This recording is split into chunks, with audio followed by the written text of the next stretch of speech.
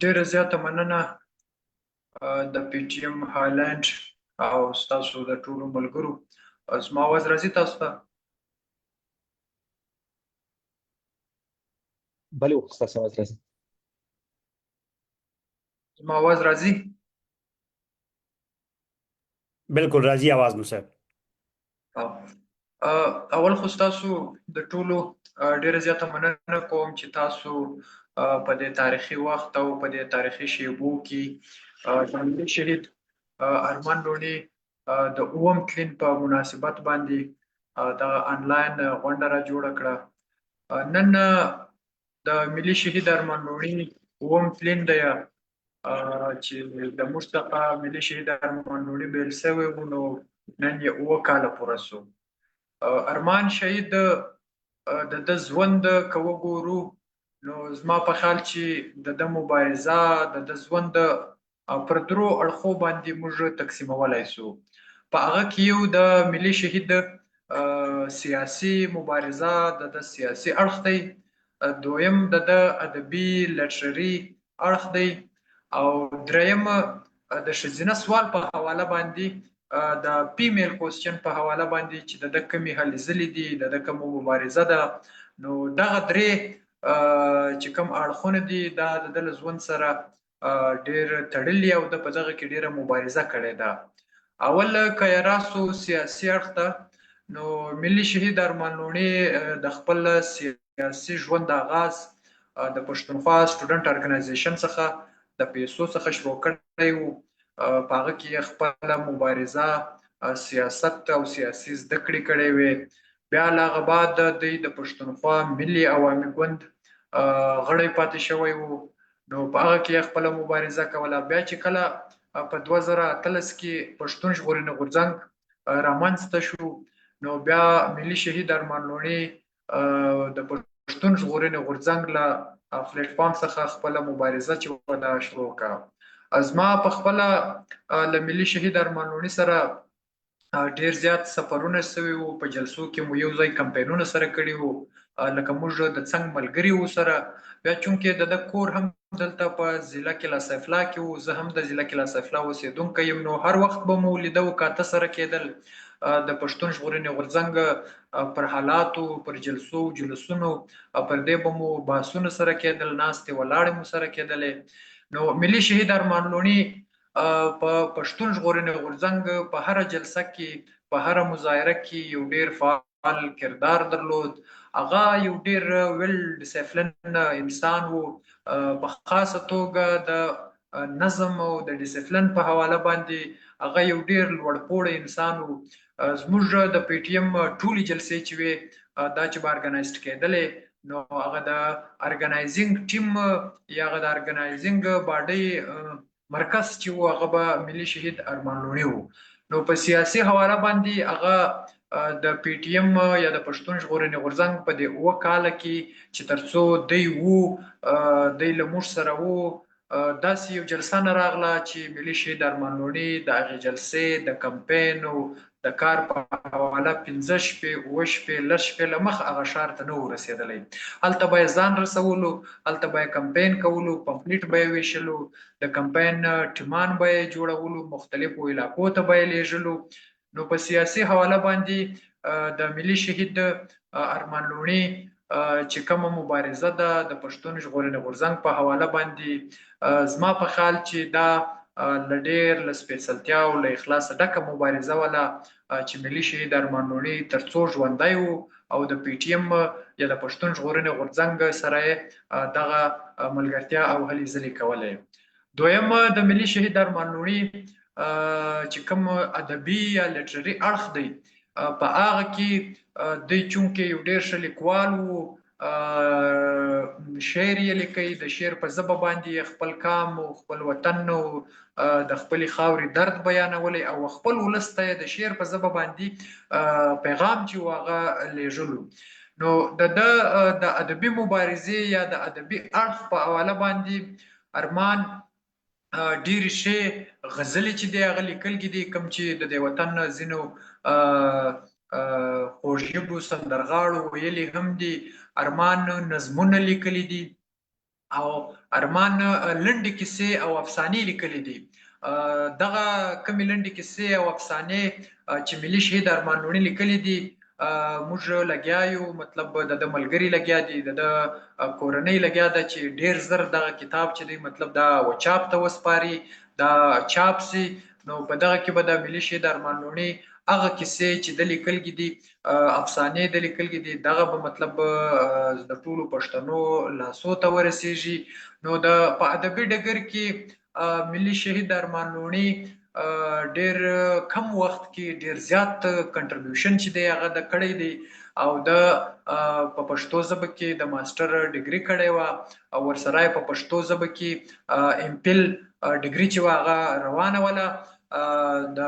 د ریسرچ سی وو هغه د پښتون کلچر یا د پښتنو د دود یو ځانګړی دود دی چې دراوی ورته وایي. نو پر دراوی باندې د ملي شهید ارمان لوڼي د ام فل ریسرچ روانو، پر دې باندې د ډیر کار کړی وو. په ادبي دنیا کې ملي شهید ارمان لوڼي ډیر زیات په لنډ وخت کې ډیر لوی نوم پیدا کړی وو. داسې غزلې لیکلې دي چې مطلب نن هم د ټول ولس د ټول خلکو په ژبه باندې لکه حفظ دي، لکه دی چې وایي چې لالا زما د بچو غم بخورې کنه راغلمه، زم پرې کوم د ازغن تار ما احتجاج کړی دی، د یوې پیغلې پر سنگسار ما احتجاج کړی دی. نو داسې ډېرې ښې غزلې ملي شهید ارمان لوڼي لیکلې وې. نو په ادبي دنیا کې د شعر او د افسانې د لیکونه ډېر داسې لیکونه دي چې تر اوسه پورې هغه پبلک شوي نه دي، خو ملګري یې لګیا دي چې کله د کتاب چاپ سي نو د ادبي چې کوم مبارزه ده هغه به هم د ټولو پښتنو مخ ته راسي. بل د ملي شهید ارمان لوڼي چې د مبارزه په دې لړ کې کله ده هغه د ښځینه سوال ده. ارمان پر دې باندې یقین درلود چې یو کام تر هغه پورې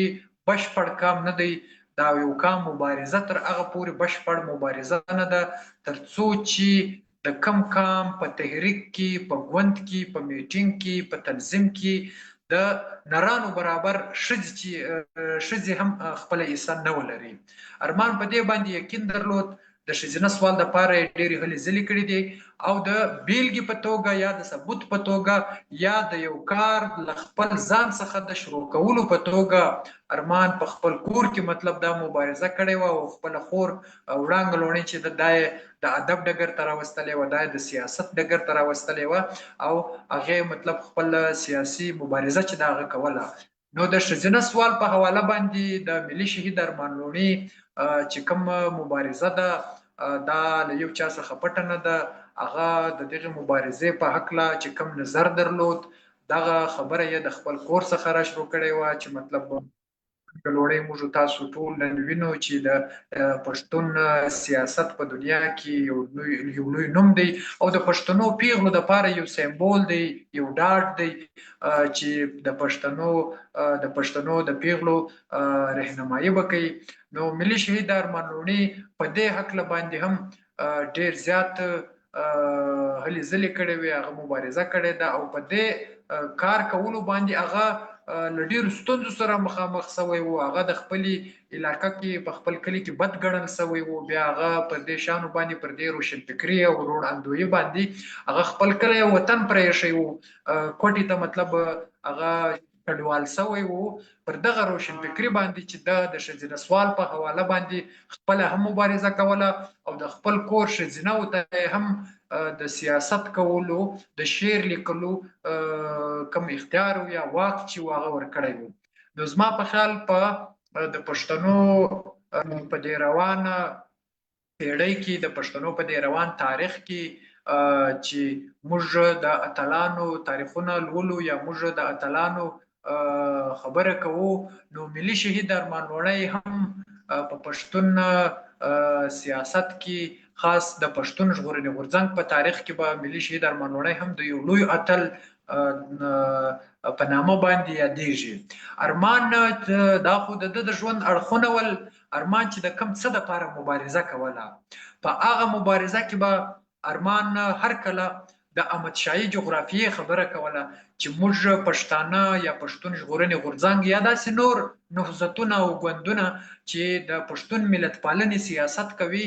نو هغه ارمان به دا خبره کوله چې دا پکار دی چې د احمد شاهي جغرافیې د پاره وسی چې یو ور بیا هغه پښتون وطن چې په زیګر باندې د ډیورنت په نامه باندې پیرنګي کرښه راکښلې ده او یو پښتون یې په دوو برخو کې تقسیم کړی دی، نو د دغه کرښې د ختمولو او په دغه دوو برخو کې تقسیم پښتون بیرته په یوه جغرافیه کې د راغونډولو دا خبره چې و مطلب دا ارمان لوڼي کوله. ځکه خو موږ ملي شهید ارمان لوڼي ته د احمد شاهي جغرافیې شهید وایو. نو په پاکستان کې د پښتنو چې کوم ژوند دی، په پاکستان کې پښتنو سره چې کوم ظلم کیږي، په دې حواله باندې ارمان ډیر دقیق نظر درلود، د مبارزه، د سیاست، د شعر، د افسانه په هغه ټولو کې د دې ذکر چې دی هغه ستا. نو زه په خپل ملي شهید ارمان لوڼي ته په داسې یو نظر ګورم چې هغه د پښتون شهیدانو چې کوم د پر پښتانه کاز باندې زموږ مبارزینو، زموږ اتلانو سرونه ورکړي دي، نو زه ملي شهید ارمان لوڼي د دغه قافلې یو سالار ګڼم، هغه د دې یو سرخیل ګڼم چې هغه باوجود لدی چې مطلب په پاکستان کې د نن یو ملازمت هم درلود، جاب یا نوکری هم درلوده، خو د هغه هیڅ پروا نه کوله او په ډیره روړندویي باندې خپل مبارزه چې وه هغه مخ په وړاندې وړله او تر هغې ورځې پورې یې یوړه چې تر په کومه ورځ مطلب د مبارزې یا د قربانۍ هغه لوی معیار چې دی، هغه آخري حد چې دی، هغه سرښندنه. نو ملي شهید ارمان لوڼي په د خپل هوډ کې، په د خپل کمیټمنټ کې دومره زیات سپېڅلی او مخلص وو چې د قربانۍ هغه آخري حد یعنی سرښندنه چې ده هغه هم په دغه پښتون قامي مبارزه کې مطلب مخته راوړه او هغه مطلب خپل سر چې و هغه پر دې باندې قربان کړو. نو زما په خیال چې ارمان شهید چې دی هغه د دې وطن یو ډیر لوی اتل، ډیر سپېڅلی شهید دی. زه ودته د عقیدت سره ګلونه وړاندې کوم په دې هوډ باندې، په دې ډاډ باندې چې موږ ټول د پښتون ژغورنې غورځنګ موږ ټول چې کوم کارکنان یو، هغه به د ارمان چې د کوم فکر دپاره کار کوي، موږ به هم د هغه فکر دپاره هم کار کوو او په دې لار کې به د هیڅ رنګه قربانۍ سرغړونه هم نه کوو. ډیره مننه. کور مو ودان. ډیره مننه کاکړ صاحب. نو د پروګرام په دې برخه کې به مونږ لاړ شو رحیم وزیر ته چې د پی ټي ایم پنجاب ارګنایزر هم دی او د پښتنو ته د ارمان لوڼي د سیاسي ژوند په اړه به درسونه وړاندې کړي. رحیم وزیر. ډیره مننه د ټولو او پی ټي ایم هالند ته یو خو مبارکي هم پیش کوم چې دوی وخت نه وخت د پی ټي ایم د پښتون ژغورنې غورځنګ چې څومره هم هلې ځلې د اکټیویټیانې دي هغه ترسره کوي. یقینا په هر ملکونو کې وخت ایستل دا ډېر غټ کار دی د خپل وطن دپاره. د کاکړ صاحب ډېرې په تفصیل سره خبرې وکړلې. زه به د ارمان لوڼي تلین باره کې د سیاسي اړخ ته بیا راشم چې یاره نور ملکونو کې چې دغه رقم خلک وژلي شوي دي، هغې څه حاصلات ترې کړي دي. ارمان لوڼي یقینا یو تنظیم دپاره دوی وایي چې د یو سیاسي پارټي دپاره یا سیاسي مومنټ لپاره یو ورکر پکار وي، یو پوهندان پکار وي، ورته یو پروفیسر ورته پکار وي، یو ټیچر ورته پکار وي، یو درزي ورته پکار وي، یعنې د دنیا چې څومره شعبې وي هغه کسان کوم خلک ورته پکار وي. ارمان لوڼي یو داسې سړی و چې دا ټول و پکې، یعنې دی پروفیسر و، دی شاعر و، دی فلسفر و، دی یو درزي و کار یې کولو، دی یو ښه ورور و، یعنې داسې ورور چې هغه ډېر مترقي ورور وي چې خپله خور، یعنې موږ ټول د هغه خبرې کوو، د ښځو د حقوقو خبرې کوو، په موږ کې ډېر کم خلک شته چې د دومره بولډ سټیپ اخیستلی شي په پښتون افغان وطن کې چې د خپله خور ورلور هغه ته لیږي، سبقونو ته لیږي یا جلسې ته یې ځان سره وړي. نو دا په ډېر کم خلکو کې داسې کوالټیز پیدا کېږي لکه څنګه په ده کې پیدا شوي. خدا موږ به کتلې ده چې کنه کله هم استعماري خلک وي دغه رقم خلک چې دا زیرناک خلک وي لانګ لاستینګ سوچ لري هغه کله هم دوی نه پرېږدي نو ارمنوني په دغه باندې پوره وو نو ځکه شاید د مرګ هم دښمن د مرګ ته ډېره بیړه وه ځکه یې موږ د لاس د نه یوړ زه دې طرف ته راځم چې په دنیا کې لکه نور قومونه چې کم دي هغه چې دومره آسیب شوي وو یا دي هغې چې کله خلک دا رقم لیډران مړه شوي دي نو دوی څه کار کړی دی په مارټین لوتر کینګ یو واضح مثال دی په 1960s کې چې کله ووژلو د تورو خلکو یو ډېر غټ مبارز و په یونایټډ سټیټ کې هغې موږ کتل چې په ټول امریکا کې سور اور سره بل کړ ټول امریکا یې تقریبا ارسن کړی و یعنی اور یې پکې بل کړی و بیا امریکایي ګورنمنټ دې ته مجبوره شوله چې د تورو خلکو رایټ سکیور کړي یعنی دومره سکیورټي ورکړله د رایټس ته چې پریزیډنټ اوباما پکې راغی په دوی کې نن که موږ دا ووایو چې د وایټ خلکو دومره زور به نه وي دا دوی ته به ایز ا فنډامنټل رایټس دوی به هغه ته وایټ خلکو ته به نه وي حاصل لکه څنګه چې تورو خلکو ته حاصل دي په هغه کې دا دلته چې موږ وګورو بلوچانو کې وګورو اکبر بوکټي چې کله ووژلو نو د بلوچانو چې کوم نېشنلیزم هغه یو بل سمت حاصل کړ داسې په کانګا کې پیټریس لامبومبا و دا یې په 1961 کې وژلی و دی چې کله ووژلو نو د پارټي چې کومه وه د مومنټ چې کوم و د لا هم نور پسې تیز کو لا نور هم پسې سخت کو نو د رقم خلک چې کله استعماري خلک ووژني بیا نور قومونه یا نور خلک د دې مرګ نه فایده واخلي پولیټیکلی هم ځینې کسونه خو داسې هم راغلي لکه موږ د آیرش سټرګل وګورو اګینسټ بریټن بیفور د ګوډ فرایډي اګریمنټ د دوی چې کوم شوی و 1998 کې د دې نه مخته آیرش چې کوم جدوجہد کړی دی د برټش خلاف شاید ډېر کم خلکو کړی وي نو په جیلونو کې دوی خپل ځانونه ووژل په هنګر سټرایکس باندې جست چې هغه خپله هغه چې کومه وي هغه پورټرې کړي زه د بل مثال ورکوم د موږ په ساوث وزیرستان کې یو ټیچر و اوس هغه خودکشي وکړله نو خودکشي بد شی دی بد فعل دی خو کوي خلک په دنیا کې هر څوک کوي ډېر خلک کوي سوري هر څوک نه بلکې ډېر خلک کوي یو بد عمل چې روان دی خو هغه لږ چې کله خودکشي کوله ټیچر و په علاقه کې لږ پېژندلو نو د یو نوټ لیکلی و ډېر غټې خبرې لیکلې وې چې یاره موږ په علاقه کې څه ستونزې دي جنکیانو ته څوک سبقونه نه نریږي همداسې ډېرې سوشل ایشوز یې ښودلې وې هغه بیا دومره وایرل شول هسې مې سوچ کولو چې په کار دی که چېرته څوک مرګ یې کېږي هم په کار دی هغه پولیټیکل مرګ وي نو موږ زما تیسیس دغه د نن خبره دغه دی چې موږ د دې جنګ کم چې زموږ خلک مړه شوي د دې نه موږ ګټه نه حاصلوو پی ټي ایم خو بیا هم ډېره ګټه ترې حاصله کړله که د ارمان لوني شهادت و که د عارف شهادت و که د خړ کمر شهادت وي هم که د ګیله من و د نورې پارټیانې ته کوم موږ وګورو دلته په پاکستان کې چې کوم مشتې پارټیانې دي د دې ډېر غټ خلک ووژل ورته خو بیا هم دوی هغه رقم یا په ډي اکټیو فارم کې ناست دي هغه رقم چې کوم ټریډیشنل پالیټکس دی هغه د دوی روان دی نو په دې ملک کې موږ ګورو چې څه ورته وایي د پښتون کوېسچن چې کوم دی دا خو اورال اول نشته دی یعنی که موږ پښتانه کمپیر کو وید بلوچان نو د بلوچ کاست چې کوم دی یا بلوچ کوېسچن چې کوم دی هغه نن سبا هغه ځي ته رسېدلی دی چې مایک پمپ چې څو ورځې مخته د ډونالډ ټرمپ د اول ټینیور وزیر خارجه او د دوحه اګریمنټ هم د کړی و هغه ټویټ کړی و نو د بلوچانو چې مطلب موږ به نیکسټ ټارګټ به موږ دا موږ به دوی لیبریټ کوو نو بلوچان یې هم پکې منشن کړي وو په دې ملک کې چې کله مارنګ بلوچ سیټ ان کړی و درنې ور کړی وه اسلام آباد کې نو د اسلام آباد کوم های کورټ دی هغې یو ریکارډ ورنه غوښتی و د سټیټ نه چې تاسو څومره میسنګ پرسنز کړي دي په دې ملک کې نو هغه څه د رقم و چې 2000 سمثینګ د بلوچستان او 3000 پلس سمثینګ د خیبر پښتونخوا یعنی بلوچستان کې هم موږ پښتانه 50% دي هلته خو میسنګ پرسن خبره که راشي نو د میسنګ پرسن خبره اله د بلوچانو په دې ملک کې یادېږي یا په بهر دنیا کې د پښتنو دومره نه یادېږي اوس خو بیا هم پښتون ژغورنه غورځنګ ډېر کار پرې وکړو که نه چې میسنګ پرسن یوه ایشو راغله هم داسې خلک چې مړه دي تر اوسه پورې موږ سره په ډاکومنټ فارم کې یو پرې د یورپ یونین سفیر راغلی و دې خوا لاهور ته نو مشر سره یې میټ اپ و نو کله چې موږ ورسره کښېنستلو نو موږ ورته ویل چې یاره موږ دومره خلک وژلي یو دومره خلک میسنګ پرسن دي بلا بلا بلا کنه داسې څومره چې اټراسټیز راسره شوي دي. نو هغه سفیر ورته وایي چې پروف راکړي. موږ په هغه وخت کې دغه ډاکومنټ پروف نه و راسره. نو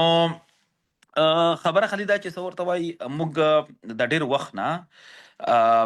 دغه رقم کوېسچن په د پښتون کوېسچن رینیول کول پسې لګي. نو ارمان الني هم د دې ټاکل کې و او د دې دپاره د ځان یو پریکټیکل غږ جوړ کړی و فارم کې د راوستلی و چې یاره یو پولیټیکل ورکر د څنګه وي. یعنی اټ ا ټایم دا یو پروفیسر هم و، اګین دا ریپیټ کوم چې دا یو پویټ هم و، دا یو مبارز هم و، دا یو پولیټیکل ورکر هم و، ورسره دا یو درزي هم و، یعنی خپل فاینانس یا معاش هم ځان ته خپل پیدا کولو. نو دغه رقم خلکو ته موږ اړتیا لرو چې نور هم زیات شي، پښتون افغان وطن ته کار وکړي. ولې موږ ډېر پاتې یو، دنیا ډېره مخکې لاره. خلک په مارس او په نور په سیټلایټ باندې خبرې په دې باندې جنګونه منګونه سره کوي، په ډرون جنگ روان دي، د سوفیسټیکیټډ ویپنز راغلي دي. او زموږ په علاقو کې تر اوسه پورې بنیادي شیزونه نشته. یعنې زموږ په علاقه کې شمالي وزیرستان یم، هلته کې د نیټورک نیټ خو شته نه، بلکې د عام جسټ فار کالینګ چې ته یو نیټورک وي، هغه هم دوی د سولرای سیسټم نه دی چې په کومه ورځ وریځ وي نو هغه نیټورک کار نه کوي. نو دومره برباد یو. نو داسې څه په ډارک ایجز کې پاتې یو چې داسې څه شته نه راسره چې موږ فخر پرې وکړو، ویاړ پرې وکړو. هم په یوه شي باندې فخر کولی شو چې پښتون ژغورنه غورځنګ په شکل کې یو مزاحمت راغلی دی، او هغه مزاحمت د ډېرو پښتنو سترګې خلاصې کړلې، پښتون قام ته یو امید ورکو. نو په دا وخت کې یا په داسې ځایونو کې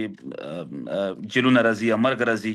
نو د پښتون ژغورنه غورځنګ چې کوم ملګري دي هغې بار بار ثابته کړې ده چې یعنې چې کله نه پي ټي ایم جوړ شوی تر ننه پورې 15,000 ورته نه زیات خلک جیلبندي شوي دي. او داسې جیلبندي هم نه دي چې څرنګه عام جیلبندي شوي دي، بلکې به دوی ټرچر شوي دي، دوی ډېر زیات ډسټرب کړي یې دي. په نن سبا وخت کې جیل هم ډېر غټ شی دی. یعنې نن سبا جیل چې کوم دی عام موږ که وګورو که 1940s 30s یا د 1990s نه اخوا چې کوم جیلونه دي هغه دومره سخت جیلونه نو په هغه کې یعنی منټلی ته مونږ ډسټرب کېدلی نه. نن سبا د سوشل میډیا دور دی، ته چې د موبایل نه خالي یوه ورځ هم سایډ ته شي نو هغه هم یو ټارچر دی، منټل ټارچر دی. نو په داسې وخت کې زموږ ملګري یوسي او ډارک ډنجن سي یوسي، هلته د دنیا زرمونه پې کوي، خو بیا هم د دوی خپلې خاورې نه، د دوی خپلې مزاحمت نه سایډ ته کېږي نه. نو کارمان لوني مو ویني نو انشاءالله موږ دا باور لرو چې د سترګې به جګې وي او دا چې د پښتون ژغورنې غورځنګ زلمي او د زلمیانې ښځې دواړه خپل وطن دپاره، خپل علاقې دپاره د ښه راتلونکي دپاره مبارزه کوي. ډېره مننه. ډیره مننه رحیم وزیر صاحب، او ډېرې مهمې خبرې مو کړلې. دلته رښتیا هم تنها زموږ د شهیدانو یاده نه ده، بلکې د هغوی دي په لاره تګ دی، د هغوی دي چې کوم مقصدونه و هغه پوره کول دي. نو زموږ ملګري خو شهیدان کیږي او هغوی دي به تل یاد کې ساتو، خو دې نه مهمه خبره دا هم ده چې د هغوی دي په لار روان شو او خپل قام دپاره مبارزه مو وکړو. نو د غونډې په دې برخه کې به زه ژورنالیست بونیری صاحب ته بلنه ورکوم چې خپلې خبرې موږ ته واوروي. دلته بونیری صاحب شته؟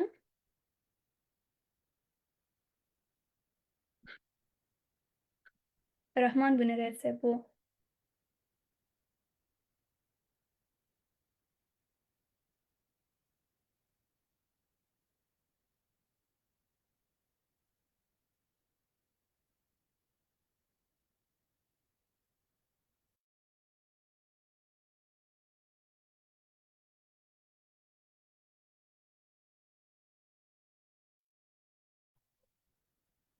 بونیری صاحب یو بل جلسه کې دی، تاسو بل ګډونوال ته وخت ورکړئ، هغه به راشي وروسته. ښه، سمه ده. نو د بونیری صاحب په ځای به زه شفیق الله یوسفزي صاحب ته بلنه ورکړم چې د پی ټي ایم د فنلند کوارډینیټر هم دی، او هغه به د شهید ارمان لوني د ادبي ژوند باندې رڼا واچوي. مننه وطنیار صاحب. ملګرو زما غږ لرئ؟ वो बिल्कुल ستاسو غږ راځي صاحب.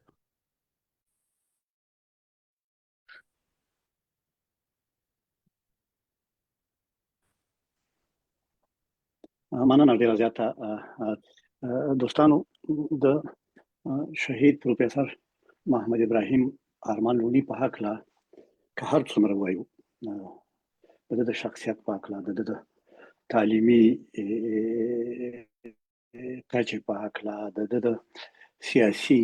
فعالیتونو په هکله او د قام سره د مینې په هکله بیا به هم کمي. حتی زه په لنډو کې داسې وایم چې که د ټولو پښتنو شهیدانو په هکله ووایو هم به کمي. مرحوم ارمان لوڼی یو استاد و، یو لیکوال و، شاعر و، او د دې ترڅنګ د شهید ارمان لوڼي په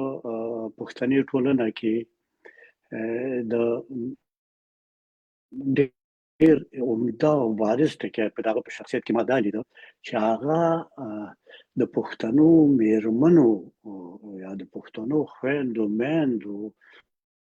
د حقوقو ډېر اوچت علمبردار و چې ښه مثال یې موږ په پښتني ټولنه کې وړانګه لوڼۍ ده. د شهید ارمان لوڼی د پښتون ژغورنې غورځنګ د لومړنیو مخکښو فکري څېرو څخه و چې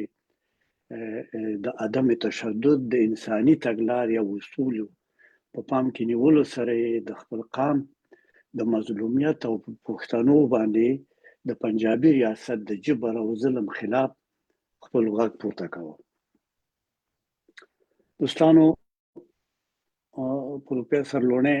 د پوهنتون استاد و او په پښتنه ټولنه کې د تعلیم او ادب له لارې بدلون ته ژمن و. هغه په دې باور درلوده چې پوهه او علمي منطق د ظلم او ظالم پر وړاندې تر ټولو قوي وسله ده، او د همدغې باور په اساس یې د پښتون ژغورنې غورځنګ او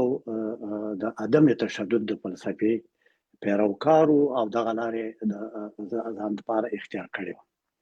په همدغه باور یې د پښتون قام د یووالي او په ځانګړې توګه د پښتنو ځوانانو هغه فکري ویښتیا او د عدم تشدد په فلسفه باندې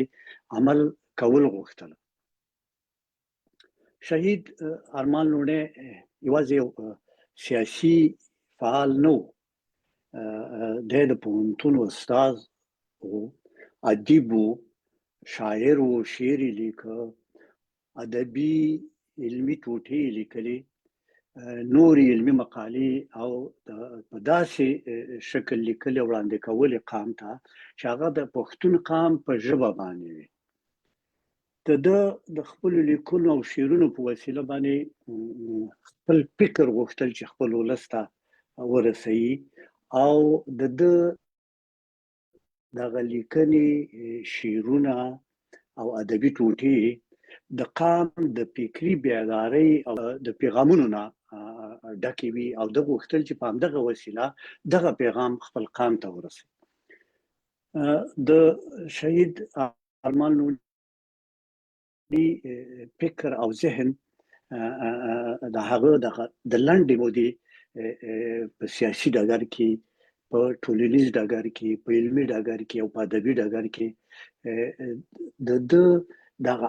اعمال او کردار چې څه ترسره کړل، د فکر او د ذهن دغه روښانه ذهن او د قام پرستۍ په وسله او مفکوره سمبال ذهن ښکارندویي کوله. د ادبي او سیاسي لیکنو په برخه کې دوستانو د شهید ارمان لوڼي ژبه ساده وه خو زړوره وه، او په هره لیکنه کې د قام د دردونو څړیکې او هغه احساس د ورایه څرګندېده. پښتون قام او په ځانګړې توګه پښتنو ځوانانو ته د سیاسي او وطني مینې شعور ورکول د ده په لیکنو کې، د ده په ادب کې، د ده په شعر کې دا ښکاره. د ده په شعر کې، د ده په لیکنو کې، د ده په ادبي برخه کې، د ده په سیاسي فعالیتونو کې ټولنیزو ناخوالو ته په ډیره جرأت باندې او په ډیر یو متوازن شکل باندې ګوتنیوله کوله. هغه د عدالت او پوهاوي بیلګې په د په لیکنو کې او د په کړنو کې د په سیاسي مبارزه کې لیدل کېدلې. زه دوستانو د شهید ارمان لوڼي یو دوه درې داسې کرښې چې دغه د قام پرستۍ او دغه علمیت یو ډېر ښه سمبول ګڼم. دغه د پوهې، شعور او احساس او د انسانیت سره د مینې ځانګړنه پکې ښکاري. تاسو ته وړاندې کومه. پروفیسور ارمان لوڼي به ویل چې زه د قام له لارې جګړه کوم، زه او زما قام، زه د قلم د لارې نه جګړه کوم، وبخئ، زه او زما قام به د شعور له لارې بغاوت کوي. زما جګړه د انسان او د پښتون قام د عزت جګړه ده. دوستانو ډیر وخت هم نه نیسم، د شعر یو نمونه، یو دوه نمونې تاسو سره ږدم چې د دغې نه تاسې دوستان به درک کوي چې ارمان لوڼی په کومه ادبي، سیاسي، د وطن پالنې، د قام پالنې، د انسانیت د پښتني ټولنه کې د خویندو میندو سره د هغوی د حقوقو ورکولو څومره یو لوړ دغې تصویر یې جوړ کړی دی. یو بیا درته د یو شعر ږدم، بیا درته یو بل شعر وایم. وایي چې د فطرت په هر څه پړکه وي اشرف المخلوقات، د فطرت په هر څه پړکه وي اشرف المخلوقات، هم په خپل منځ کې جګړه کوي اشرف المخلوقات. د انسانیت مقام ته دغه یو دغه دی. د بل ځای د ترهګرو ملاتړي، د مذهب توندروانو کړنې د پښتون د وجود د یووالي او د تش په نوم قام پرستو سیاسي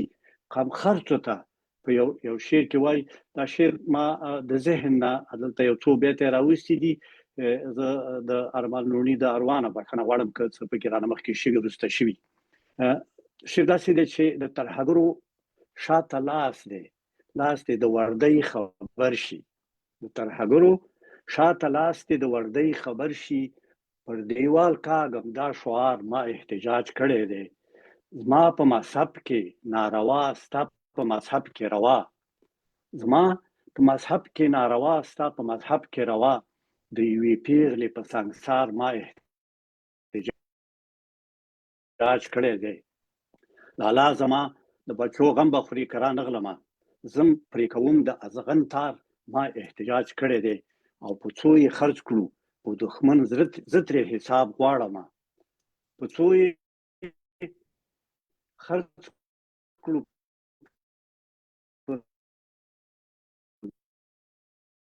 دښمن زه ترې حساب غواړم.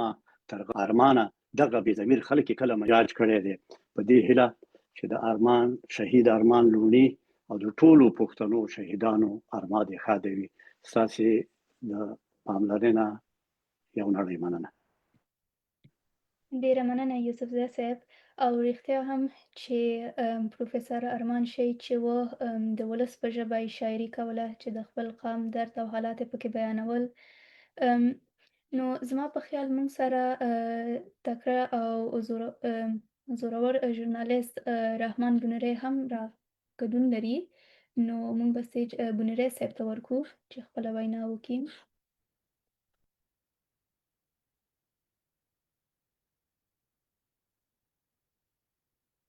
بونیری صاحب زما غږ تاسو ته درځي؟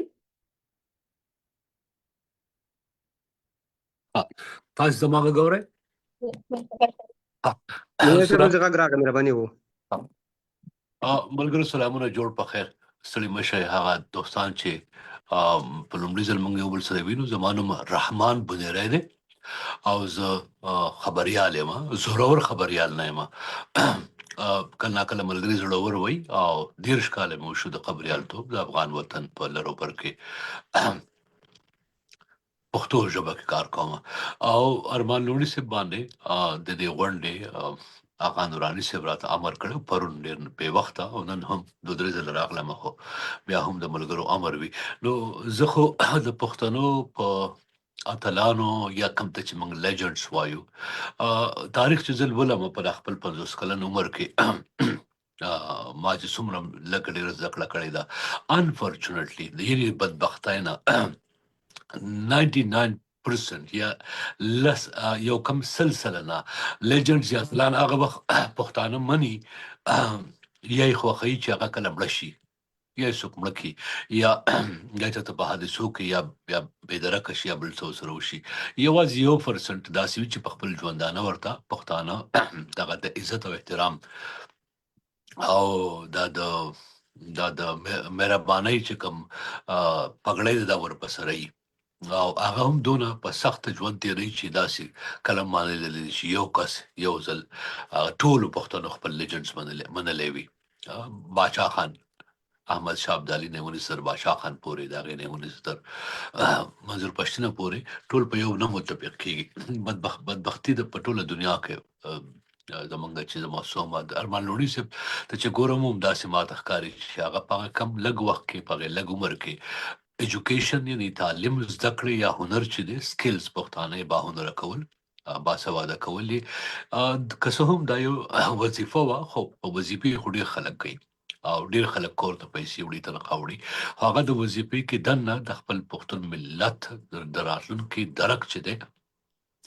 د قربانیو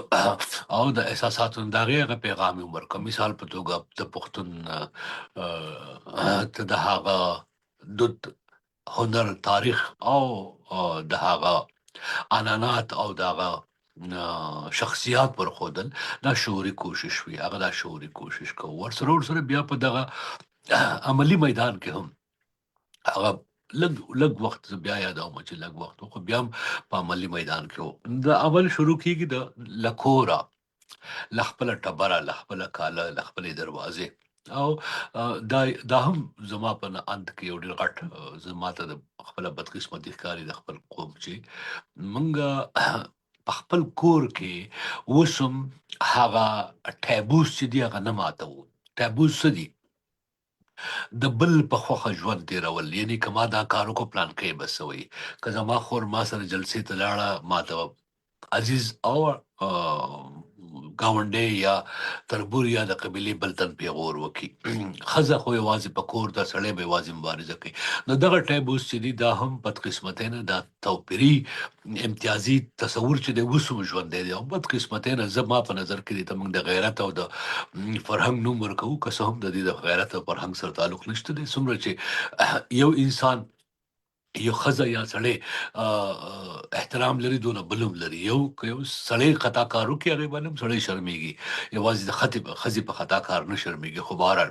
نو ارمان لوڼي صاحب په کور کې د خپلو لورګیانو، میرمن جانې، خویندو زمونږ د هغه په کور کې چې کوم نورې بیبیانې او په چم ګاونډ کې هم دا تربیه ورکول، لکه څنګه چې حضرت باچا خان ویل چې پښتانه تر هغې پورې د ترقۍ په ځغل کې نشي شاملېدی تر څو پورې تمامې میرمنې خویندې چې دي هغه هم د هغو سره نه وي شامل شوي. نو دا یو طرف ته مکتب، بل طرف ته عملي کور او دغه شانتې بیا مبارزه چې ده په میدان کې، نو د هغې لپاره وخت ورکول غواړي، د یو ځای نه بل ته سفر کول غواړي. کله نا کله ملګرو ته دا ډېر اهمه خبره ښکاري. زما په اند باندې یو سړی چې هغه میډل کلاس یا لوور میډل کلاس ژوند تېروي، هغه د کور لپاره ډوډۍ ګټي، اوړه ګټي، بیل ورکول غواړي، هغه بیا هم وخت وباسي، د خپل مکتب نه راځي او په داسې هیواد کې په داسې وطن کې چې پاکستان ورته وي په کم کې چې په پولیټیکل اکټیویټیز کې یا په سیاسي هلو ځلو کې برخه اغستلو باندې نه یوازې دا چې دا قسمه په ډېرو ځایونو کې پابندۍ دي بلکې ستا پروموشنز چې دي یا ستا زما غږ راځي و بالکل یا ستا ترقي چې ده هغې ته خنډ په لار کې خنډ اچول کېږي. مثال په توګه ته ستا د کامیابۍ امکانات ډېر کمیږي که ته د یو پولیټیکل ایډیالوژي سره یا نظریې سره دغه ساتې دا تعلق ساتې دا قرباني ده. دغه شانتې بیا ته د نوکرۍ نه لرکول کېدی شي تا ته ګواښونه کېږي وغیره وغیره. نو د دې باوجود هم دغه ما لیده په دغه وخت کې چې ډېر لرې پورې څلور ورځې یا پنځه ورځې د خپل کار د رخصت اخیسته او ته دغه کارونو ته دا یو فزیکل د مالي قربانۍ سره یو بدني قرباني دا بیا په کور کې ته د خلکو دا زمونږ بچیانې چې دي څومره چې په دنیا کې دي چېرته چې دې زه بېنامه زه ډېر خوشحالېږم چې دا د دې په پلرونو باندې د ویاړ کوم د دې په وروڼو باندې ویاړ کوم د دې په زامنو باندې ویاړ کوم چې دوی دومره زړور دي او دومره کره دي چې هغه د دې اوسني عصر کې زموږ د ټیبوز لاندې ژوند تېرو د هغې باوجود هم هغه پیغور ځان نیولی دی خو کار کوي لګیا دي. نو ارمان لوڼی هم په هغه ټولو کې یو و. تاسو نن ماته بلنه هم راکړه امر مو راته وکړو دا غونډه کوئ زه خوشحاله یم ورسره البته دا یو پیغور کو څوک ورته وایي که ګیله ورته وایي که ناراضګي ورته وایي هر څه ورته وایي چې پښتنو کې په مزه دا د اګنورنس دا رویه چې دا د اټیټیوډ چې دی بیهیویر چې دی دا باید بدل شي او لږ په ژوندانه باندې هم هغه خلک چې هغه ستاسو قام ته ملا تړلي قربانۍ ورکوي جلاوطنۍ تېروي لوږې تندې تېروي او پیغورونو د ځان نیولی په یو غټو سیمو کې په ځینې خلکو باندې خو په ځینې ملکونو پابندۍ لګولې دي. نو هغه د په ژوندانه در په در دي او هغه هم کله نا کله داسې یو کال کې باید که نور سم نه وي په اعزاز کې یو غونډه را جوړه شي دلته په دې اروپا کې زه وینم چې پخواني سفارتکاران چې د دنیا جهان علمي ونډه لري د هغو سره دومره غټ فکر دی پخواني ډیپلوماټان دي پروفیسران دي انجینران دي مبارزان دي دغه شان پخواني یعنی تاسو یقین وکئ په دې 13 کالو کې ما یو دا ډېر غټ پیغور زه کوم لګیا یم ستاسې د هالینډ د ملګرو د دې پلیټفارم نه چې د ملي اردو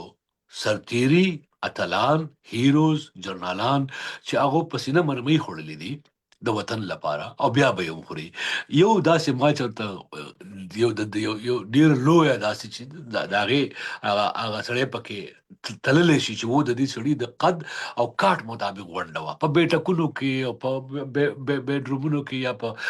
څه جوماتونو کې یا په بیسمنټ کې خو ټول خلک غونډې کوي داسې غونډې چې ورته نړیوال ډګر باندې خلک راوغواړي اخبار والا ورته راشي یو ښه ځای کې وي یعنی یو ډګروال یو جنرال کېدای شي د چا بدې شي کېدای شي خو ضروري نه ده چې ټوله دنیا دې بدې شي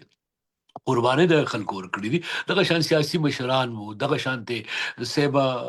ګورنران او والیان دي دغه شان میرمنې دي تاسو یقین وکړئ د دې میرمنو په ملګرو ملتونو کې نازول کېږي زه وینم چې ملګري ملتونه چې دي هغه دغه میرمنو ته وخت په وخت غونډې جوړوي په جنیوا کې ورته غونډې جوړېږي په غیر پښتو نه ویونکي چې کوم خلک دی هغه غونډې جوړوي خو پښتانه چې دي هغه په دې کې لږ بې پامي کوي او زه نن زړوره خبره مې ځکه کوله چې ملګري ټول خیر دی خفه کېږو به نه خو په دې باندې هم کله ناکله دغه زموږ د افغان ملت بچیان چې دي چې دی کله مړه شي او کله قبر ته کوز شي نو بیا په اوښکې به یو بیا په شعرونه هم وایو بیا به ورته د لیجنډ او د هیرو خطاب هم کوو دا هم ښه خبره ده خو په ژوندانه هم کله ناکله دې ته لږ پام وشي. نو زه ډېره مهرباني تاسې خورجانې ستاسې او دغه د نوراني صاحب نور ملګري خو ما ته سکرین نه ښکارېده یو خو د ما 2 ځله راغلم دې غونډې ته هغه په ټلیفون کوم څه ټکنیکل ستونزه وه اوس هم راته ځان ښکاري نه لرې راسم څه مشکل به لرم خو بیا هم ستاسو ډېره مهرباني تل دې وي لوی افغانستان او تل دې وي افغانان او خدای دې وکړي چې زمونږ دا وړې مبارزې وړې غونډې وړې برخې چې دي د ژوند د دې دا غونډې چې دي دا یو قطره باران دې جوړ شي او دا کامیاب شي. ستاسو ټولو ډېره مننه. مننه ډیره مننه بونیری صاحب ډیرې ښه خبرې مو کړلې د وخت نه هم ډیره مننه او باید رښتیا هم چې خپل اتلان په ژوندون ونازو د مرګ نه بعد خو هغوی دې ته پته نه کیږي مګر رښتیا چې په ژوندون یې ونازو نو هغوی دې ته نور هم انرژي ورکول کیږي ډیره بخښنه غواړم بونیری صاحب ستاسو د معلوماتو په خاطر باندې دغه غونډه د پی ټی ایم د مبارزو ملګرو په نوښت باندې جوړه شوې ده د شهید ارمان لوړي په ویاړ باندې چې دی کې د پی ټی ایم بیلابېلو څانګو محترم مشران او ګډونوال برخه لري ټول تاسو سلامونه وي ډاکټر صاحب علي خیل ډاکټر صاحب عرفان یوسفي صاحب یوسفزی صاحب سایره نورزی خور او ګډ شمېر نور مشران طارق علم لالا ټول تاسو ته سلامونه وي او ګورم زه بخښنه دی ما د سکرین بیخي نه ښکاري زه ما په لومړي سر کې خدا سره اندازه راته وشوه چې ګویا کوم داسې ګروپ ته را انټر شم چې هیک شوی دی دا زما کیمره په خپله اټومیټیکلی آن شوه نو زه نه پوهېدم بیا دویم ځل چې راغلم ستاسې دې غونډې ته بیا دویم ځل زه کیک آوټ شوم نو دریم ځل زه اوس وینم نه خو راغلی یم نو دغه ډاکټر صاحب او عرفان صاحب او یوسفي صاحب څونه چې ملګري ناست دي دا خو ډېر محترمین دي او زه عرفان صاحب هغه ورځ خبر شوی یم چې ډاکټر عرفان صاحب ډېره لویه ستره جایزه هم اخیستې ده نو ما خو مشر ته پیغام هم لېږلی و د مبارکۍ او دا مې هم ورته ویلي وو زه مشر شندګل صاحب ته وایم نو هغه ته مې دا هم ویلي و چې دا خو یعنی دا اوس چې ما کومه خبره کوله دا یو منټ به واخلم د هغې په تسلسل کې نوراني صاحب دا مې هم ورته ویلي چې دا په د افغان وطن په ټوله ما کېدای شي د ساینس او د میډیکل ذکر نه وي کړی یعنی دا د وطن د محنت هم کوي مزدوري هم کوي دا ډاکټري هم مزدوري ده او ډېره سخته مزدوري ده کله نه کله 12 ساعته او 14 ساعته کار وي په داسې حالاتو کې په خپل سپیسیفیک ځانګړي فیلډ کې د دومره په ایماندارۍ او په محنت او په د زړه نه کار کړی دی چې هغې وطن هغې خلکو دی ونازو جایزه یې ورکړه دغه جایزه ډېره ما چې د شندګل صاحب سره پیغام کېده نو هغه ما ته معلومات دا وشي دا ډېر یو ځانګړې جایزه ده نو بیا مې دا هم ورته وویل چې د سره به یو مرکه وکړو یعنې زه څونه غوندې لږ غوندې دونه غوندې حیثیت لرم پای کې خو زه کولی شم خو دا نورې نړیوالې رسنۍ چې دي نو یو ملګري نیم ته ما بیا دغه هم کړی دی که د شیرپان صاحب سره رابطه هم کړي دي دا مطلب مې دی چې دا په دې دنیا باندې د خلکو دا دې نه نور څه نه جوړېږي البته هغه سړي حوصله سیوا شي بل کس چې د هغه انکرج شي راتلونکي کې هغه څه کار کول غواړي نو عرفان صاحب تاسو ته د مبارک وي ستاسې کورنۍ ته د مبارک وي او ډاکټر صاحب سره خو مې ډېر وخت ولا چې خبرې لرې شوي خلک چې دلته یو زه به ورسره کښېنم لږ ساعت ټولو ملګرو سره سلامونه مې ټولو ته وایم نوراني صاحب او نور ملګري اوس واورو ډېره مننه صاحب کورونه نو د غونډې په دې برخه کې به مونږ نوبت ورکړو ډاکټر ملیز داود ته چې د عدم تشدد په مبارزې کې د مشرتابه رول مونږ ته بیان کړي ډاکټر صاحب ملیز زیاته مننه سلامات اوسئ وبخښئ زه د پی ټي ایم په یو ډېره مهمه جلسه کوم او دوهمه خبر دا چې زه یو څه ریزش سوی یم نو اواز مې شاید دومره ښه نه وي لکه څه اصلا اول خو د ارمان لوڼي شهید روح ته دعا کوو او د کورنۍ ته تسلیت وایو او داسې نن هم یادېږي او پښتون مې یادېږي دا موږ تاسو هر یو دغه ارمان باید څه داسې یو ځای ته ورسېږو خو د هر چا د ارمان نه پوره کېږي او دلیل دا ده چې هر څوک د دغونده کېدی نه شي دلیل دا ده چې هر څوک نشي کولی د غورځنګ په سطحه باندې رهبرۍ ته ورسېږي اول دا د غورځنګونو کې یو تعریف موږ تاسې ولرشبئ زه اکادمیک تعریفونه نه غواړم چې ټول په ډېر تفصیل ته وکړم دې دپاره چې ملګرو دپاره به هغه مشکله وي زه پوهنتون کې شخصا درس ورکوم د غورځنګونو او مبارزه خصوصا سوله ییز مبارزه خو له دې نه مخکې ما په سیاسي رهبرۍ او په اشرافیانو باندې هم ډېر زیات ریسرچ کړی ده او اصلا د ما اوله ډیګري څه هغه په جنګ او په شخړه او خصوصا په تشدد آمیزه شخړه باندې و نو زه هغه څو اړخونو نه دا موضوع وینم دا غورځنګونه چې دي دوی ته په اکادمیکه ژبه کې سوشل موومنټس وایي ټولنیز غورځنګونه او دلیل یې دا ده چې په خپله اکادمیا کې یو باعث موجود یو تعصب موجوده هغه دا ده چې دوی فکر کوي دا غورځنګونه د خلکو له منځه راجګېږي په بله اصطلاح د ورته پالټکس فرام بلو یعنی دا غورځنګونه د سیاست په ټول جګه سطح باندې دلته شامل نه دي. ډېر عادي خلک، عام خلک په دې کې برخه اخلي. او کله چې دا باعث راشي، دا تعصب راشي، نو اتومات د رهبري بحث له منځه ولاړ شي. او که تاسې مثلا د دولت او د ملي دولت بحث باندې ولاړ شي، په هغې کې مثلا یو لوی خبر دغه پالیس انټریک ده که نه، زه پالیس کوم قصر چې کوم ملک له هغه نه اداره کېږي، که د ریاست جمهوري، که د صدارت عظمای، که هر جوړښت په آلمان کې چانسلري ده که نه، نو په هغې کې خلک چې هر څومره هغه ته نږدې وي، نو د هغو په خپل منځ کې رقابتونه یې همیشه. او دا ګمان کېږي چې غورځنګونو کې دا شی موجود نه وي. یو لویه غلط فهمي چې مثال په توګه د کله چې دا د هغه دوی ورته یې پسرلی د عربانو پسرلی هغه 2010 کال کې کوم انقلابونه چې ډېرو عربي ملکونو کې وسول، هغه دا و چې دوی به ویل لیډرلس موومنټس که نه، لیډرلس انقلابونه، یعنی بېله رهبرۍ انقلابونه، یعنی رهبري پکې موجوده نه وه، چې دا امکان نه لري. یو شی چې مثال په توګه ډېر استخباراتي ادارې کوي، لکه CIA په خاصه توګه د سوشل نیټورک انالیسس په نوم یو میتود چې د موږ غونده اصلا ټولنپوهانو جوړ کړی ده، چې هغه میتود د لارې سړی کولی شي چې هر شبکه کې کلیدي اشخاص په نښه کړي، هغه ته نودز دوی وایي. او کلیدي اشخاص د دې لپاره مهم وي چې هغه نه یوازې چې د جلب و جذب کوي، نه یوازې د خلک راڅوي، یو بل لوی کار څه کوي چې موږ په افغانستان کې روایت ورته وایي، په کوزه پښتونخوا کې بیانیه ورته وایي، او په انګریزي کې نارټیف ورته وایي. دا نارټیف جوړول، که تاسې امکان ولري د زما سکرین زر یو شی در ښکارولی شم، که د شیر کولو ماته اجازه راکړئ. زه غواړم ډېر خلاصه که دا امکان ولري، څوک ادمن ده اجازه درکړئ. مننه ډېر زیات، زه فکر کوم اجازه یې راکړه. نو د نارټیف شیر کول ډېر مهم وي که نه، د هغه نارټیف جوړول اصلا ډېر مهم وي. زه نه پوهېږم چې تاسې ما سکرین لیدلی شئ که نه، لیدلی شئ؟ اوس مو سره شریک کېږي. اوکې، داسې ده چې دا خپله د غورځنګونو هغې نه مخکې د انقلابونو چې څومره هم لیټریچر سره یې وګوري، په پوهنتونونو کې چې تدریس کېږي، په هغې کې په اول کې خلکو ویل چې خلک له ځکه چې ورسره یو بې عدالتي کېږي، نو دوی مجبوره دي چې یو اقدام وکړي. بیا دا پروسه مخکې تله، او که تاسې وینئ چې ریسورس موبلایزیشن که نه،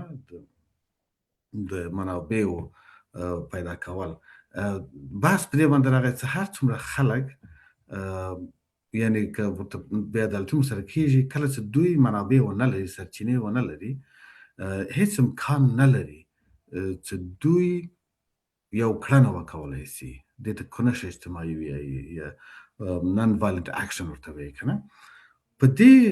ریسورسز کې یا په دې منابعو کې یو له مهم شیان چې د سنټرلایز ډایرکشن کوارډینیشن، یعنی چې یو مرکزیت باید موجود وي. یو مرکزیت لپاره تاسې دغسې اشخاصو ته ضرورت لري چې هغه نه یوازې د غورځنګ یو ځای سره وساتي، بلکې د غورځنګ د اهدافو د حاصل کولو لپاره مخکې ولاړ شي. دې باندې ډېر بحث و. دا په 80مه صحنه کې د مکارتي او زال په نوم دوه پروفیسرانو هغو هغه اول کتاب هغو ولیکو. هغې نه وروسته بیا نورو خلکو ویل چې نه، دا یوازینی وضاحت نشي کېدی چې ولې خلک داسې کړنې کوي. بیا هغو د پولیټیکل اپورچونټي اند کنسټرینټ سټرکچر په نوم، یعنې تاسې هغه کومه سیاسي فضا کې چې عمل کوئ، هغه هم ډېره مهمه وي چې تاسې د عمل څومره اجازه درکوي، او په هغه فضا کې تاسې څرنګه کولی شئ چې د خپل نظر وړاندې کړئ تر کوم حده پورې. ما خپل یو ملګري سره 2 ورځې مخکې د ایران د مظاهرو په هکله خبرې کولې، هغه راته ویل چې ما ورته ویل چې مثلا د منظور پښتین غوندې یو مشر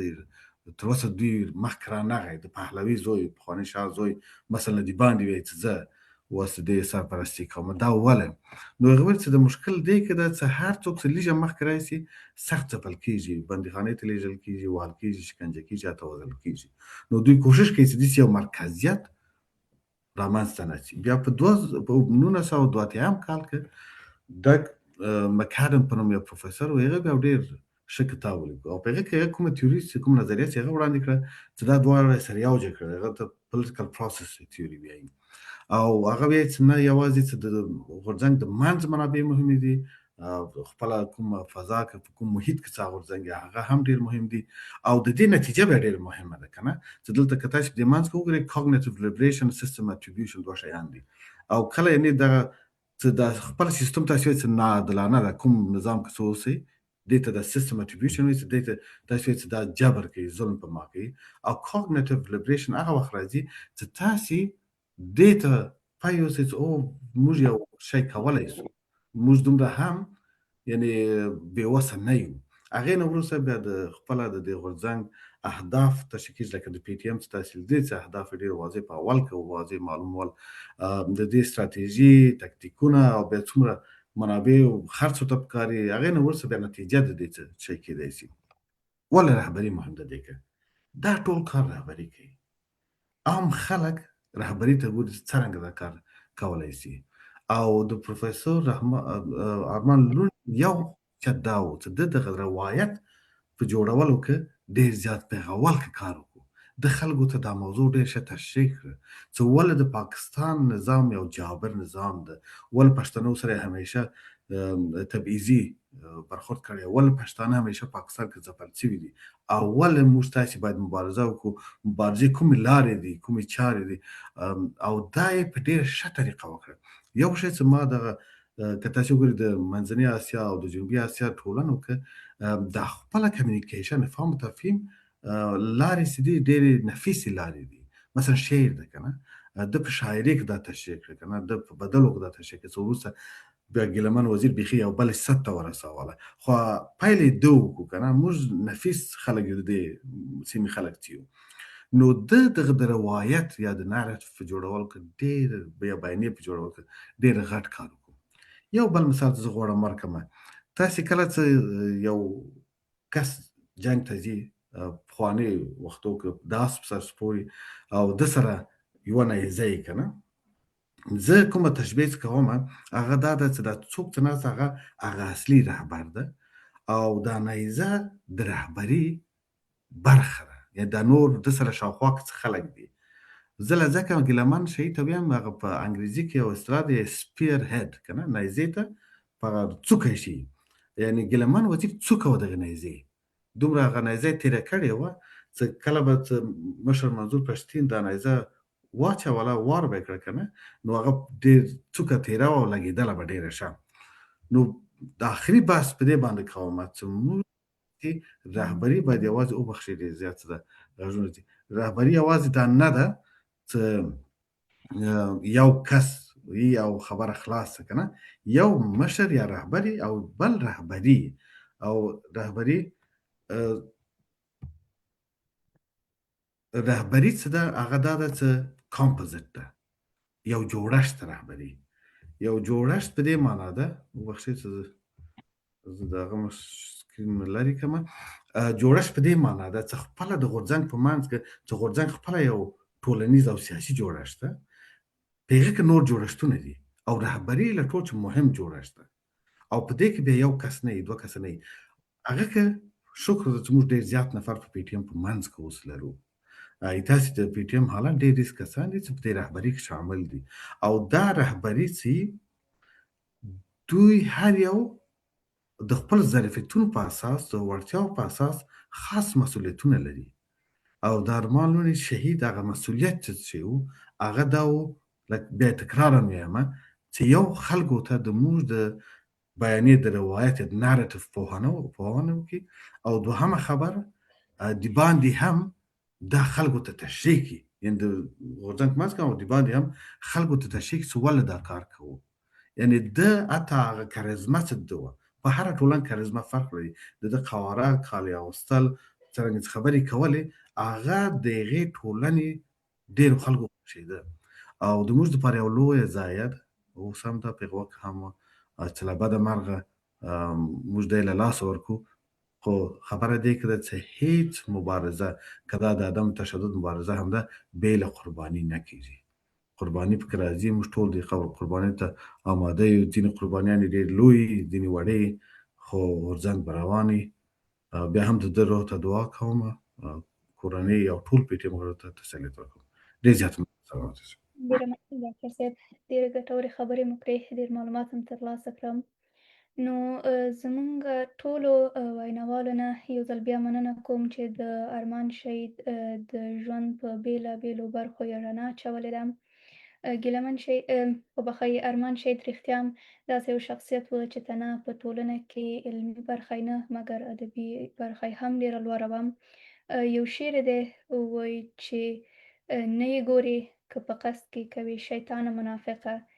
زه مړ کېږم ته چوپ یې مسلمانه منافقه، او زه انسان نه یم که ستا په بشري حقوق کې فرق دی، بل انسان ګڼې ما نه ګڼې انسان منافقه، او د ځوانانو د اتلانو د ښارونو قاتل ته یې، ورځ به راشي بیا به ګورو پاکستانه منافقه. نو د غونډې په دې برخه کې به مونږ د ملي شهید ارمان لوڼي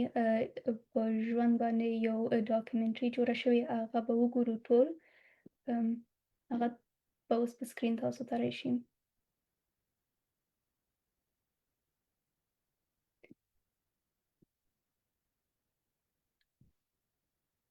د فبرवरी 2019 کال هغه توره ورځ ده چې په دې ورځ کې د پښتون قام د حق غوښتنې هغه اوچته ستن په ځمکه رانسکوره شوه، کومه چې د دې مظلومې ټولنې د پرمختګ خوبونه یې لیدل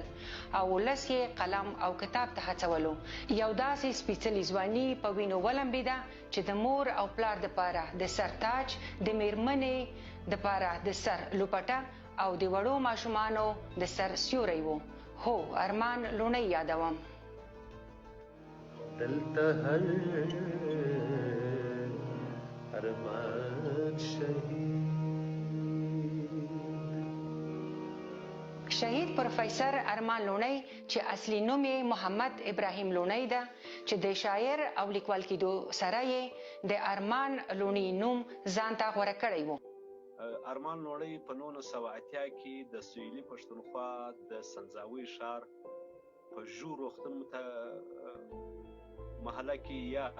په ګوړه هسپتال محله کې زیږېدلی دی.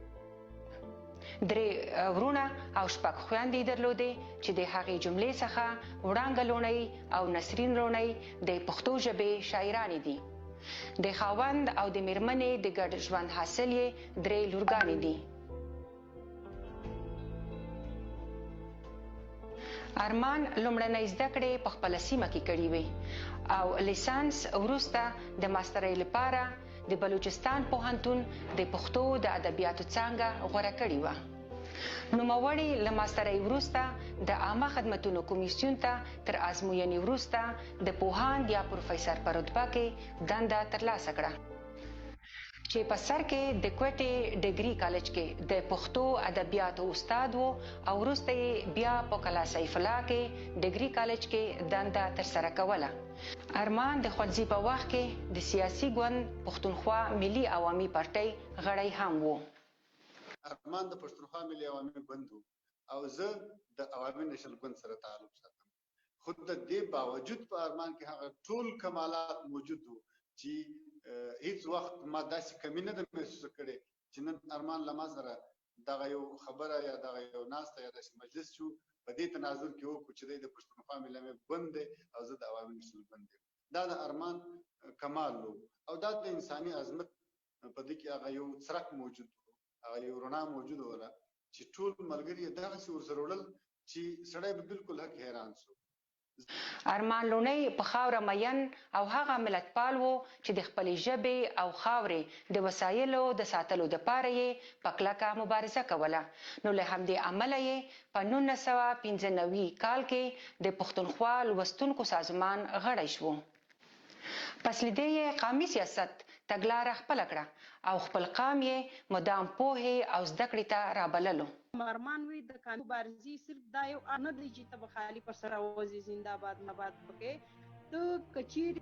موږ مبارزه کوو، موږ مبارزه به تر دې ځای راورسېږي چې به ځان ته یو ریاست یا به ځان مثال موږ ځان ته پښتونان جوړ کړو چې زه پښتونان جوړ کړم، زه پښتونستان ډاکټر نه لرم، زه پروفیسر نه لرم، زه انجینر نه لرم، زه پښتونستان په چا وچلوم، ته به ځې ته به دا بک ویې ته به ډاکټر وي که سبا زه زما مبارزه تر یو ځای راځه نو زما به ډاکټر له ما ناستې، زما به انجینیر له سره ناستې، زه به دا وطن په دې بیا چلولی سم. زه به هغه خلک چې په میدان لګیا دي میدان ته یې لکئ، تاسو به علمي سطح مشترک کړو، تاسو به هغه خوا رانیسئ. نو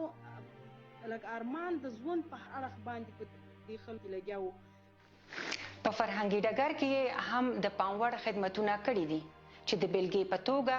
د پښتنو مترقي لیکوال بنسټ ایښودل یادولی شو.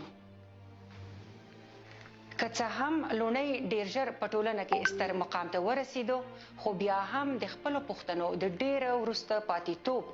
او غربت له امله ځورېدو. هغه کیسه کوله چې د شپې مې د شمعې رڼا ته مطالعه کوله او د ورځې مې د سکرو مزدوري کوله، خو د مزدورۍ په وخت کې به مې د خلکو په حال ژړل چې دا د پښتنو خاورې سره ولې دومره بې عدالتي روانه ده. د نړۍ ټول قومونه د خپلو وسایلو چښتن دي او یوازې موږ یو چې په خپله خاوره د پردیو مزدوران یو. ارمان لوڼی په خپله خاوره د شعوري بدلون غوښتونکی و، نو ځکه یې خپلې خویندې ښوونځیو ته استولې. ځینې خلک یا اکثره خلک زموږ په شاوخوا کې چې کله د جمهوریت خبره کوي، کله د دیموکراسۍ خبره کوي، کله د ښځو د حقونو خبره کوي، دا د همسایه دپاره غواړي. دیموکراسي هم د همسایه دپاره پر ارزښت یې خبرې کوي، د ښځو حقوق هم د همسایه دپاره غواړي، خپله یې نه ورکوي. د یو واقعي او یوه صادق او رښتیني مبارز خصلت دا دی چې دی اول یې د خپل ځانه څخه او د خپلې کورنۍ څخه را شروع کوي. ده د خپله کوره څخه را شروع کړې وه، په هغسې یوه معاشره یا په هغسې یوه ټولنه کې چې له هر اړخه څخه له بده مرغه موږ د بحران سره مخ یو، د هر اړخه څخه موږ ځپل کېږو، نه په کلتوري لحاظ باندې، نه په فکري لحاظ باندې، نه په ټولنیز لحاظ باندې او نه په سیاسي لحاظ باندې، نه د ګاونډیانو د مداخلو له اړخه څخه موږ مسؤل نه یو. همدغسې یوه ماحول کې خپله کورنۍ د خپل ځان څخه د بدلون را شروع کول، دا واقعا ډېر لوی زړه غواړي، لویه قهرماني غواړي، او دا قهرماني په ارمان په وجود کې عملا ثابته شوله. ارمان لوڼی د بې عدالتۍ په وړاندې خاموشي په کلکه غندله. لوستونکو ته به یې د قامي سیاست لارې ښودلې او دوی به یې خپلې مورنۍ ژبې زده کړې ته هڅول او دوی نه به یې غوښتنه کوله چې د کور ماشومان ښوونځیو ته ولېږي او ویل به یې تر څو ماشومان مو په علم او تعلیم سمبال نشي، په دغه خاوره کې د بدلون خوبونه مه وینئ. خلاصه دا چې پوهان ارمان لوڼی د پښتو په تاریخ کې یو ښه شاعر، لیکوال، ملي سیاستوال تیر شوی ده. فضل اشنا چې پروفیسر ارمان لوڼی سره نږدې پیژندګلوي درلوده، د هغوی خاطراتو څخه یوه خاطره داسې بیانوي. ما د اسلام آباد ته تللی و. په اسلام آباد کې موږ ادبیات اکیډمي ده د ژبو، نو موږ هلته ورغلو د لیدو دپاره چې هلته څه شته، چې موږ اول د دریځ ته د ښه راغلاست ودرېدو یا استقبالیې ته ودرېدو. زه د هغه سړي سره غږېږم، دا زموږ و شاته پر دیواله باندې عکسونه لګېدلي دي د سندي قام د شاعرانو، د بلوچ قام د شاعرانو، د اسرائیکي قام د شاعرانو، د پښتنو د شاعرانو. دا ټولو شاعرانو عکسونه لګېدلي دي. دی په دغه عکسو کې ګوري په هغه کې د پښتنو د درو کسانو شعرو عکسونه لګېدلي وو. یو د حمزه بابا عکس لګېدلی وو، یو د رحمان بابا عکس لګېدلی وو، یو شاعر اوس ماسې اوس نوم هیر دی، خو داسې شاعر و چې داسې صوفي شاعر و، د تصوف د ډګر شاعر و. دی د تصویرانو خواته ګوري، د یو ټوکه کوله، زه بیا هم نن وکم. نو په اردو یې هغه ته وویل هلکه ټماټره اسم خوشحال بابا که تصویر کیوں لیے. هغه په اردو ورته وایي خوشحال کون ہے. دی ورته یہاں مسئلہ یہی ہے کہ آپ سب کو جانتے ہو، خوشحال کو نہیں جانتے. مسئلہ تو یہی ہے کہ آپ علامہ اقبال کو جانتے ہیں، لطیف بٹائی کو جانتے ہیں، د نور قوموں د شاعرانو نمونه ورواست، آپ اس کو جانتے ہیں، لیکن آپ خوشحال بابا کو نہیں جانتے. مسئلہ اس میں یہ ہے کہ اس میں دو قومی نظریے کا مسئلہ ہے. هغه سړي داسې سر کښته وځړوي دریځ والا، په اردو یې وویل ولایم سوری اگر آپ کے پاس خوشحال بابا کا تصویر ہے تو برای مهربانی سینډ کر دی. ده ماته وویل چورای کار مې در وکړي، د خوشحال بابا تصویر ور واستوه. نو ما د خپل دغه څخه د خوشحال بابا هغه د باز والا عکس ور واستوي. ما او دی راووتو. خدای خبر چې دوی به لګولی که نه، خو د ارمان دا ذمواري وه چې خوشحال بابا یې د سامراج تر درباره پورې ورورسوي، د زورور تر درباره پورې ورسوي، د استعمار تر کوره پورې د خوشحال بابا تصویر ورسوي. وجه یې دا نه وله چې هلته د خوشحال بابا په تصویر د ده کس وسولو، وجه یې دا وله چې دوی کستن شعورن خوشحال خټک په دې باندې اګنور کوي چې خوشحال خټک د دې قام دپاره مزاحمتي شاعري کړې. خوشحال خټک د دې قام پر دردونو باندې ګوته ایښې ده. خوشحال خټک د دې قام د سپېڅلو ارواحو سره تاریخي شالید لري. دوی ځکه خوشحال بابا و دنیا ته نه ښکاره کوي، نه یې د خپل قام و بچیانو ته ښکاره کوي چې بیا د هغه د خوشحال خټک سره د دوی مینه زیاته سي. ارمان لوڼي د پښتون ژغورنې غورځنګ جوړېدل یې د پښتنو د بدمرغیو او نسل وژنې آخري هڅه بلله او په دغه غورځنګ کې د پښتنو دا چې د پاکستان ریاست په پښتنو کې شعوري بیداري نه غواړي، نو د ارمان لوڼي د مړینې پلان یې جوړ کړ. ډېر اصولي انسانو، زه نه ګورم چې داسې دویم اصولي انسان به په موجوده وخت کې په پی ټي ایم کې وي. کردار داسې و،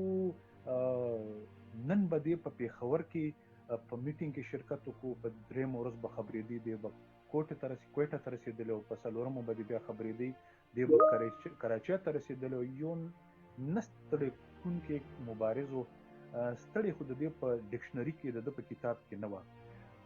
اهم دغه د کردار دغه و چې که تاسو ته یاد شي د پی ټي ایم سټیج باندې به همیشه غوبل و. هر یو ملګري به دا کوشش کولو،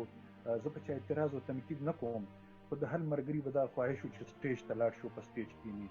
دغه واحد انسان و چې دی به د مرکزي کور کمیټۍ غړی هم و، او دې نه باوجود موږ به ده ته اواز کولو چې راشه سټیج ته. ده به ویل ما د سټیج نه ساتئ، تاسو چې څه خبرې کوئ. دی به ولاړو، چېرته به د تالاشي ځای غشته، چېرته به د په ګراوند باندې خلکو ته اوبه ورکولې، چېرته به د خلک راغونډول. ده هېڅکله هم دا احساس نه دی چاته ورکړی چې یاره زه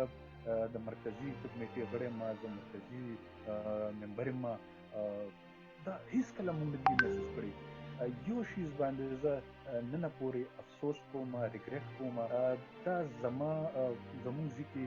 میټینګ و د مرکزي کور کمیټې، او ده په کلکه باندې وویل او داسې عجیب و غریب ما ته ښکاره شو چې ده ویل ما وجني. ده نه مخکې به داسې کیسې دې وکړې، خو دغه وخت کې ده ډېر سیریس ویل. او زه نن هم دا افسوس کوم چې کاش دا مونږ ایثار کړی وي، دا امکانات موږ سره وو، که دا مونږ ځان سره پاتې کړی وي په پېښور کې، په اسلام آباد کې، په بل ځای کې. د 2019 کال د فبروري په 2مه ارمان په یوه احتجاجیه لاریون کې ګډون کړی و چې د پاکستان د پولیسو لخوا د دغې لاریون په ګډونوالو حمله وشوه. ارمان په دغه حمله کې د پولیسو د ډیر ظلم او تشدد له امله ساه ورکړه او په شهادت ورسید. جنازه یې په قلعه سیف الله کې خاورو ته وسپارل شوه. نوم یې تلپاتې او مبارزه یې کامیابه غواړو. ارمان لوڼی نن د پولیسو لخوا په ویستل سوی دی او په لورلایي درنه کې یې دوی تشدد باندې کړی و. په دې عمل کې ارمان مړه سوی دی او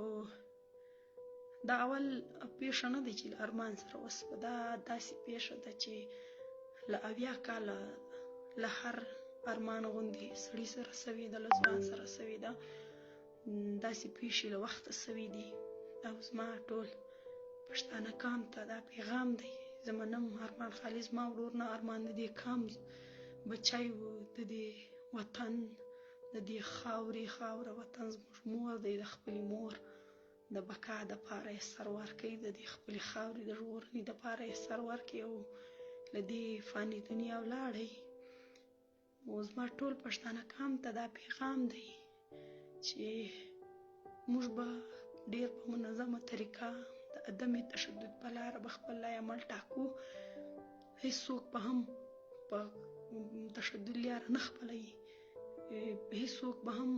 تشدد ته لاس نه اچوي. موږ مشرانو پښتنو، منظور پښتون او نور مشرانو چې څرنګه پرېکړه وکړه په هغه باندې عمل کوو، هغه عمل به بیا پر مخ وړو. ارمان زما نه د ټول ولس ورور وی، د ټول پښتون قام ورور وی، زوی وی او دغه د خپل قام دپاره مبارزه کول او هغه دا غوښته چې هر ځوان د دې پښتني خاورې هر ځوان د وطن لپاره کار وکړي، د دې ولس لپاره کار وکړي. نور دا د ارمان غوندې ځوانان او تر ارمان له مخکې چې کوم ځوانان مړه سوي دي د ځوانانو داسې مرګونه نور بند سي، نو د دې ژوند د مرګ دا مرګونه ختمېدو دپاره پکار دی چې موږ داسې منظمه پاتې سو، موږ خپل ښه لایعمل وټاکو، منظمه مضبوطه لایعمل وټاکو او نور کام له دې غمه له دې بربریته له دې جبره وژغورو. بیا هم ما پښتنو ټولو پښتونکانو ته دا خواست دی چې موږ به منظمه د روح د ارمان لیاره همدا وه چې عدم تشدد او پر کام دې خاورې له سوله او امن راوړل وه، نو دا لیاره به موږ خپلوو. زه د دې کام دپاره د بقا دپاره راوتلی یم. مرګ زه د کام دپاره کار کوم، په دې کې که زما سر ځي ما ته پروا نشته، که بل څوک هر څه کوي، نو موږ خپل وطن دپاره هر څه ته تیار یو. نو منظمه پاتې سئ، جمهوري پاتې سئ او چې څه مشرانو پرېکړه وکړه په هغه باندې عمل کوو.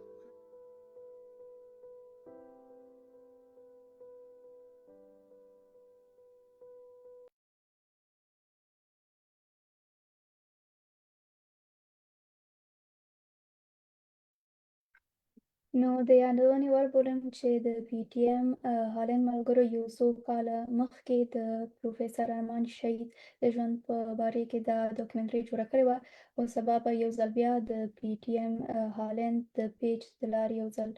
تاسو سره شریکه شي. نو څنګه چې تاسو ته ټولو ویناوالو وویلې، پروفیسر ارمان شهید یوازې مبارز نه مګر پروفیسر هم و او په ادبي چارو کې هم ډیر فعال و. موږ به یو ځل بیا د هغې اروا ته د عقیدت ګلونه وړاندې کړو او خپل شهیدان به وخت په وخت یادوو او د هغوی دې مبارزې ته به دوام هم ورکوو. نو ټولو کتونکو نه مننه کوم چې زموږ سره تر دې وخته پورې وئ او که ملګرو کې څوک غواړي یو خبره وکړي اخره کې، نو لاس ټیټولی شئ، کنې بیا به نور دا تلین را غونډ کړو.